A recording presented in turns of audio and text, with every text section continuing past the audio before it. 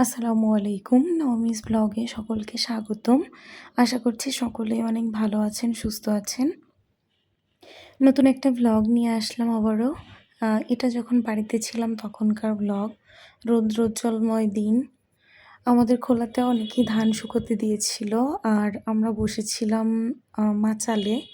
তো ওখানে বসে থাকার পরে আমার চাচাতো বোন, ভাস্তি ওরা বলতেছিল যে আম মাখিয়ে খাবে। একসাথে যেহেতু সবাই আছি এজন্য। তো আমি এজন্য বললাম যে আচ্ছা ঠিক আছে চলো খাই। এজন্য ওরা সবাই যে কোটা-টোটা হাতে নিয়ে বের হয়ে পড়ছে আম মাখানোর জন্য, আম পাড়বে এজন্য। তো আমি আবার যাচ্ছিলাম আর ভিডিও করতেছিলাম। আমাদের ২ পাশে ২ টা পুকুর বড়, বড়।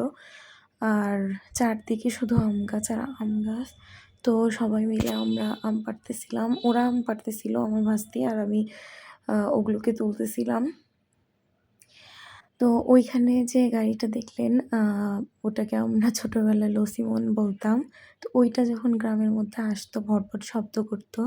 তো আমরা হচ্ছে ছোট যখন ছিলাম তখন ওই পিছনে, পিছনে যাইতাম। খেলতাম, বসে থাকতাম ওইখানে। তো সেটা দেখেই মনে পড়তেছিল আমার ভাগ্নি ওইখানে বসেছিল।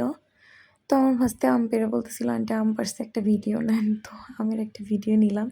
এরপর আমার চাচাতো বোন আমগুলোকে সুন্দর করে কেটে নিচ্ছিল। ও সুন্দর করে কেটে-টেটে নিয়েছে। এবার গ্রেড করতেছিল আমগুলোকে গ্রেটার দিয়ে একদম কুচায়, কুচায় গ্রেড করতেছিল। আর এটা দেখে আমার ভাস্তে বলতেছিল, "আন্টি দেন, দেন আমি একটু গ্রেড করি।" তো ও আবার সুন্দর করে নিয়ে গ্রেটার দিয়ে গ্রেড করতেছিল। আমি বললাম, "গ্রামে যেহেতু এসেইছি তাহলে মাখা খাইলে শুকনো মরিচ পোড়ায়ে তারপরে মাখা খাবো।"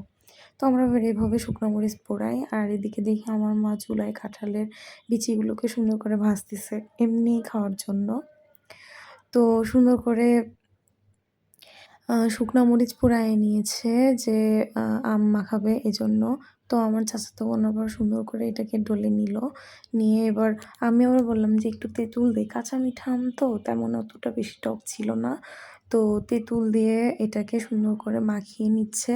১ম এ আগে সুন্দর করে একটু ডলে নিল। তারপরে এবার হাত দিয়ে কচলিয়ে, কচলিয়ে মাখিয়ে নিচ্ছে। আর এদিকে আমার ভাস্তি গান ধরেছিল যে ওই যে আমবাড়া পেয়ারা কাঁচা লঙ্কা ছাড়া মাখবো কি করে?